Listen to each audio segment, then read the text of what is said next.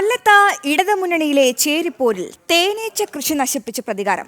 കടക്കൽ ചരിപ്പറമ്പിൽ CPI വിട്ട CPM ചേർന്ന കർഷകന്റെ തേനീച്ച കൃഷിയാണ് നശിപ്പിച്ചത്. തിരഞ്ഞെടുപ്പിൽ വോട്ട് കുറഞ്ഞതാണ് പ്രതികാരത്തിന് കാരണം.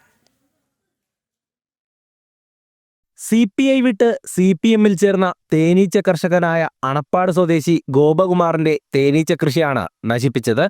കൂടുകൾ നശിപ്പിക്കുകയും വിഷദ്രാവകം സ്പ്രേ ചെയ്ത് തേനീച്ചകളെ കൊന്നതുമായാണ് പരാതി.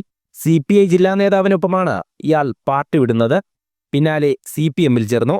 തിരഞ്ഞെടുപ്പ് സമയത്ത് ചേരിപ്പോര് രൂക്ഷമായി.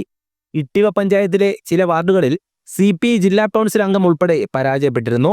പരാജയത്തിന് കാരണം ആരോപിച്ച് സമൂഹമാധ്യമങ്ങൾ വഴി പാരഡി ഗാനവും ഇറക്കി. ഗാനത്തിൽ ഗോപകുമാറിനെയും പരാമർശിച്ചിരുന്നു. പിന്നീടാണ് തേനീച്ചക്കൂടുകൾ നശിപ്പിച്ച നിലയിൽ കണ്ടെത്തിയത്. ഈ തേനീച്ച വളർത്തലോട്ട് ബന്ധപ്പെട്ട് നിൽക്കുമ്പോൾ തന്നെ എനിക്ക് ഞാനൊരു CPI എന്ന ഒരു പാർട്ടിയുടെ ഭാഗമായി പ്രവർത്തിച്ചിരുന്ന ആളാണ്. ചില രാഷ്ട്രീയ സാഹചര്യങ്ങളിൽ എനിക്ക് അത് വിട്ട് CPM എന്ന പാർട്ടിയിലേക്ക് വരേണ്ടി വന്നു. അപ്പോൾ തന്നെ വ്യക്തിവിരോധമായിട്ട് പല തവണയും എനിക്കെതിരെ സോഷ്യൽ മീഡിയയിലുമൊക്കെ ചില സഖാക്കൾ എനിക്കെതിരെ ആരോപണങ്ങൾ ഉന്നയിച്ചു.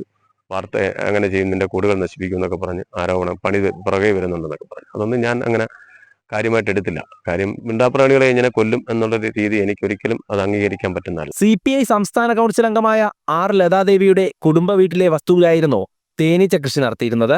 സംഭവത്തിൽ കടക്കൽ പോലീസിൽ ഗോപകുമാർ പരാതി നൽകി. ഈയിടെയായി ജില്ലയിൽ കനത്ത തിരിച്ചടിയാണ് CPIക്ക് നേരിടേണ്ടി വന്നത്. കൊഴിഞ്ഞുപോക്കും തിരഞ്ഞെടുപ്പിലെ പരാജയവുമൊക്കെ പ്രതിസന്ധിയിലായി. വോട്ടെടുപ്പ് ദിവസം CPI വിട്ട ചിലരെ ഭീഷണിപ്പെടുത്തിയതായും പരാതിയുണ്ട്. ജനം, കൊല്ലം.